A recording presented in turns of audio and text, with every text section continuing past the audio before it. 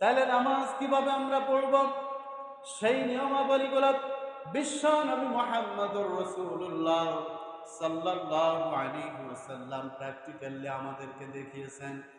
নবীজি সাল্লাল্লাহু আলাইহি ওয়াসাল্লাম বলেন, সাল্লু কামা রাআইতুমুনি উসাল্লি, সাল্লু কামা রাআইতুমুনি উসাল্লি। তোমরা আমাকে যেভাবে সালাত আদায় করতে দেখো, যেভাবে নামাজ আদায় করতে দেখো, তোমরা সেইভাবে নামাজ আদায় করো। পড়েন সুবহানাল্লাহ। তাহলে নবীজি সাল্লাল্লাহু আলাইহি ওয়াসাল্লাম যেভাবে সালাত আদায় করেছেন, যেভাবে নামাজ আদায় করেছেন, সেইভাবেই আপনাকে নামাজ আদায় করতে হবে, আমাকে নামাজ আদায় করতে হবে।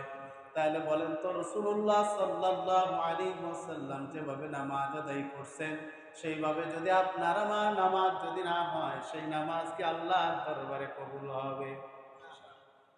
আমার বাবাজিরা, বিশ্বনবী মুহাম্মদুর রাসূলুল্লাহ সাল্লাল্লাহু আলাইহি ওয়াসাল্লাম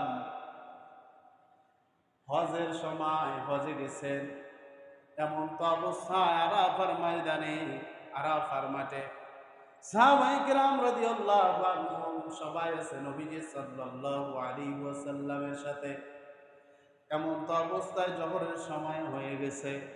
বিশ্ব নবী মুহাম্মদুর রাসূলুল্লাহ সাল্লাল্লাহু আলাইহি ওয়াসাল্লাম হযরত বেলাল রাদিয়াল্লাহু আনহুকে ডাক দিলেন আর বললেন, বেলাল তুমি আযান দিয়ে দাও। নবীজির সাহাবী হযরত বেলাল রাদিয়াল্লাহু আনহু তিনি আযান দিলেন। নবীজি সাল্লাল্লাহু আলাইহি ওয়াসাল্লাম আযান যখন হয়ে গেল বেলালের, এরপরে বললেন, ও বেলাল আকামত দাও।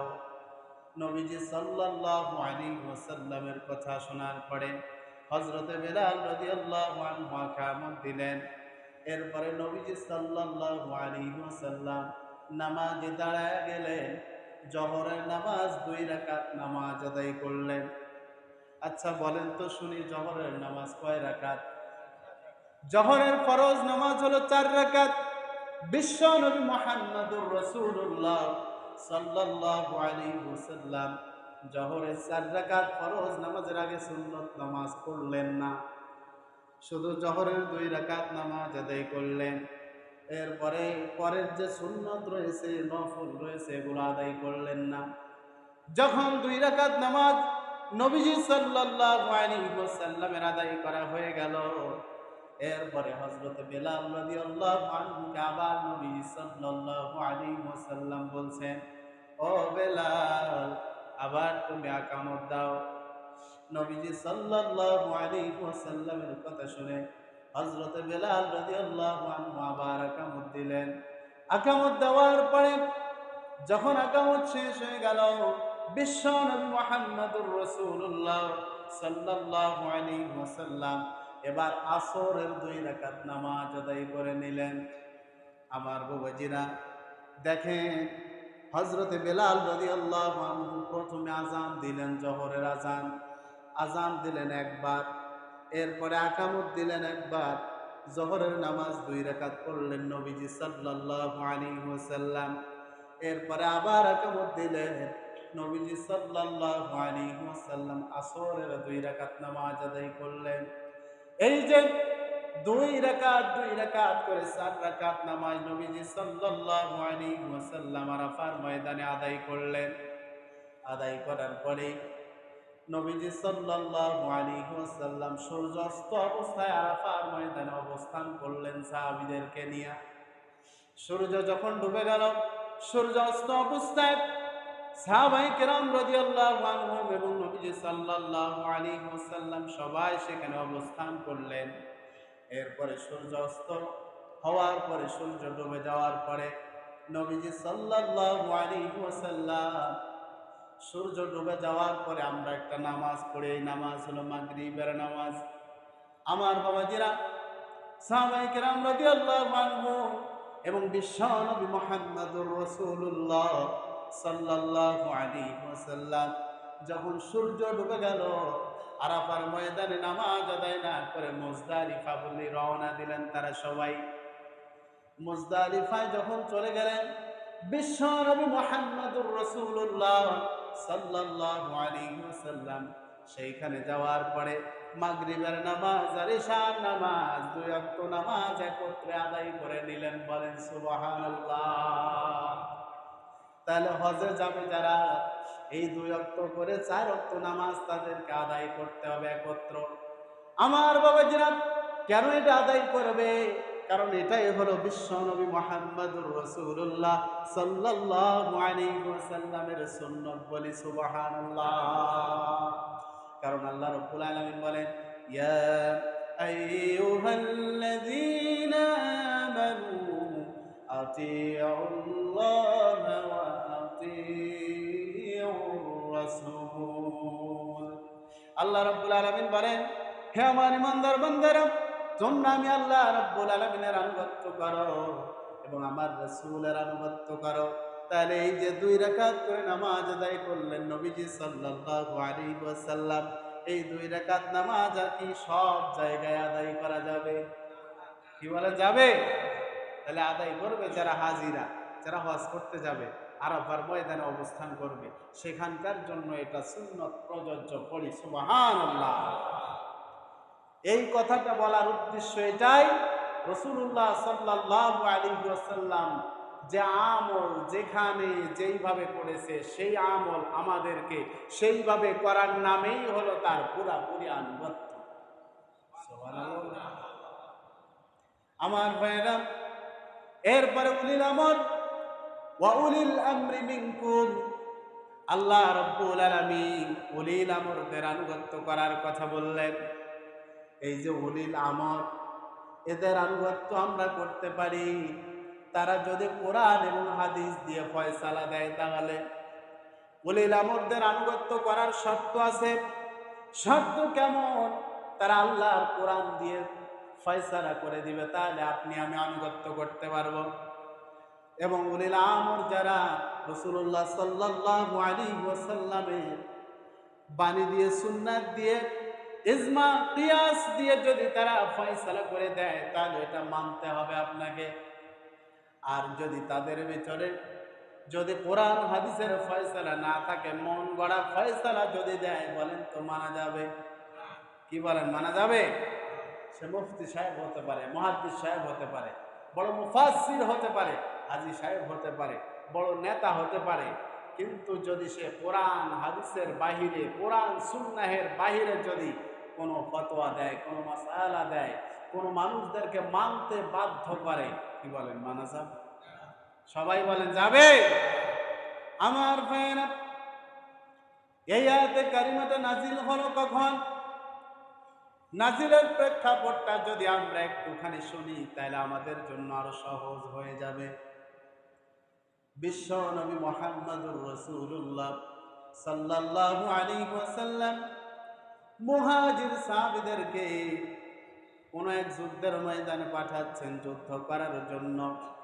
যে দলটাকে নিয়োজিত করলেন জিহাদের ময়দানে যাওয়ার জন্য, ওই দলের ভিতরে একজনকে সেনাপতির দায়িত্ব দিয়ে দিলেন। আনসারী সাহাবীকে সেনাপতির দায়িত্ব দিয়ে দিলেন, অর্থাৎ আমির বানিয়ে দিলেন। আর নবীজি সাল্লাল্লাহু আলাইহি ওয়াসাল্লাম বললেন, সাহাবীরা আমার, তোমাদের আমির সাহেব অর্থাৎ সেনাপতি তোমাদেরকে যেটা আদেশ করবে তোমরা তা শুনবা, তোমরা তা মেনে নিবা।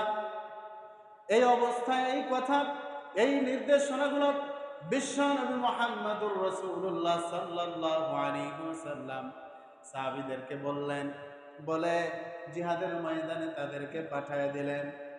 আমার বাবাজিরা, চলতে চলতে বা যাওয়ার পরে আমিরের সাথে, সেনাপতির সাথে অন্য যে মুহাজির সাহাবীরা রয়েছে, তাদের কোনো একটা বিষয় নিয়ে মন মালিন্য হয়ে গেল। মনোমালিন্য হয়ে গেল। এমন তো অবস্থায় ওই সেনাপতি, ওই আমির রাগান্বিত হয়ে ডাক দিয়ে বললেন মুহাজির সাহাবীদেরকে, আমার সাহাবী ভাইয়েরা, আল্লাহর নবী বিশ্ব নবী মুহাম্মদুর রাসূলুল্লাহ সাল্লাল্লাহু আলাইহি ওয়াসাল্লাম কি কঠোরভাবে নির্দেশ দেন নাই যে তোমরা আমার আনুগত্য করবে? সমস্ত সাহাবীরা ডাক দিয়ে বললেন যে আল্লাহর রাসূল সাল্লাল্লাহু আলাইহি ওয়াসাল্লাম বলেছে তোমার আনুগত্য করার জন্য। তাহলে আনুগত্য করো না কেন? এই কথা বলার পরে সকল সাহাবীরা তার আনুগত্যশীল হয়ে গেল। এমন তো অবস্থায় রাগান্বিত ভাবে ওই সাহাবী ডাক দিয়ে বললেন, তোমরা যাও কাঠ নিয়ে আসো, অর্থাৎ লাকড়ি নিয়ে আসো। কাঠগুলো নিয়ে আসার পরে এই কাঠগুলো নিয়ে আসা হলো, জমা করা হলো, একত্রিত করা হলো। অনেকগুলো কাঠ জমা করার পরে, একত্রিত করার পরে বলা হলো তেল নিয়ে আসো, ওগুলোর ভিতরে ঢেলে দেয়া হলো। এরপরে ওই সেনাপতি, ওই আমির, ওই কাঠ খড়কুটা এগুলোর ভিতরে আগুন ধরায় দিল। অনেক দাউ দাউ করে আগুন জ্বলছে। এই আমির সেনাপতি ডাক দিয়ে বললেন মুহাজির সাহাবীদেরকে, মুহাজির সাহাবীরা, ও নবীজের সাহাবীরা, তোমরা এই আগুনের ভিতরে ঝাঁপ দাও, এই আগুনের ভিতরে তোমরা লাফ দিয়ে দাও। আমার বাবাজিরা, এই আনসারী সাহাবী, এই আমির, এনার কথা শুনে সকল সাহাবীগুলোর কম বেশি আগুনের ভিতরে ঝাঁপ দেওয়ার জন্য প্রস্তুতি নিয়ে নিল।